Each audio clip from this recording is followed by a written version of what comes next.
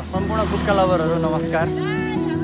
यो के भन्छन् हजुरहरू गुटका खाएर यो हाल चाहिँ हामी के यो घोडागुडी नगरपालिका पहलमानपुरमा छौँ होइन। अब यता धेरै जस्तो फोहोरहरू सरसफाइ यस्तै कार्यक्रम लागेको छ, सरसफाइ कार्यक्रम। यता के देखिन्छ भने यो गुटका खाएर मेगाश्री भन्ने थाहा छ, मेगाश्री खाएर त्यो भित्रको गुटका चाहिँ मुख माल्ने प्याच थुक्नेर त्यो अब चलनै छ। र यहाँ त्यो बाहिरको खोसेटा भने धेरै देखिन्छन् कि, कृपया त्यो गोजीमा हाल्नु होला है। कार्यक्रममा उपस्थित भए हामीहरूलाई सक्रिय रूपमा यस कार्यक्रम समापन गरिदिनु हुन म बजारवासीलाई म हार्दिक अनुरोध गर्दछु। तपाईँको एक सहयोगले यो तपाईँको उसमा अरू पसलहरूमा कस्तो छ? तपाईँहरूको पसल अगाडि जुन फोहोर छ नि हजुरहरूले सफा गरिदिनु। सबैलाई नमस्कार, म स्काउट मास्टर भीमराज जम्मै। सधैँ जस्तो हाम्रा भाइ बहिनीहरूले यो बजार सरसफाइ अभियान यो वर्ष पनि सञ्चालन गरे स्काउट दल। यसमा रतन बुढा जस्ता सामाजिक अभियन्ता भाइहरूको पनि सहभागिता भयो। बजार जुनकै प्लास्टिक जन्य फोहोरहरूले प्रदूषित थियो, यो प्रदूषित बजारलाई सफा गर्नुपर्छ भन्ने हाम्रो अभियान र सबैको सहभागिताको साथको अपेक्षा गर्दै हामी आफ्नो कार्यक्रमलाई निरन्तर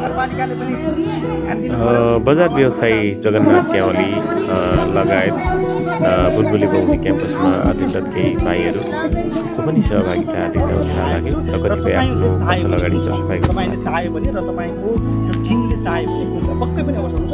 र म एउटा आह्वान गर्न चाहन्छु कि तपाईँहरूले नियम बनाइदिनु अथवा केही नगरपालिकासँग अथवा वडासँग हो कोर्डिनेट गर्नुहोस्। तपाईँहरू त्यसरी कोर्डिनेट गर्दाखेरि के हुन्छ भन्दाखेरि तपाईँले के अरे एउटा नगरपालिकाले कोर्डिनेट गर्दाखेरि एउटा नियम बनाइदिएला, एउटा उसको एउटा नियम अनुसार गयो भने भोलि तथामाथि फोहोर गर्ने कारबाही हो तपाईँहरूलाई सजिलो हुनसक्छ।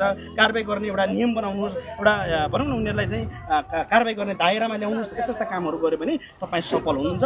र तपाईँ जस्तै उदाहरण देख्नुहोस्, काठमाडौँ महानगरपालिका भयो, धनगढी महानगरपालिका जस्ता यस्ता थुप्रै छन्, अभियान चलाएका छन् र सम्भव हुन्छ।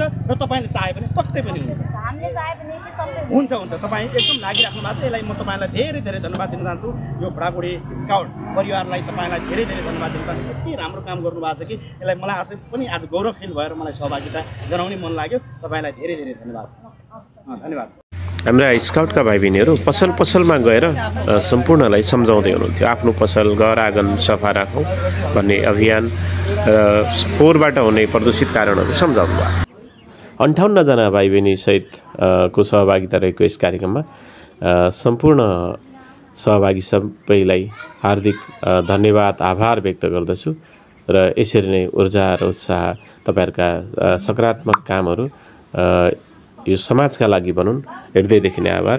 र आउँदै गरेको शुभ दीपावलीको अवसरमा घर आँगन सफा गरेका छौँ, बजार सफा गरेका छौँ र यसरी नै मनहरू पनि सफा गर्नु छ, मनहरू उज्यालो बनाउनु छ। यो उज्यालोको पर्वलाई अझ उमङ्गमय बनाउने कामहरू तपाईँहरू सबैको आफ्नो गाउँठाउँ अझै घर आँगन सफा गरौँ भन्दै सम्पूर्णलाई दीपावलीको अवसरमा हार्दिक मङ्गलमय शुभकामना कान्ति स्काउट परिवारको तर्फबाट सुख शान्ति सुस्वास्थ्य दीर्घायु तथा उत्तरोत्तर प्रगतिको हार्दिक मङ्गलमय शुभकामना व्यक्त गर्दछु। धन्यवाद। जय स्काउट।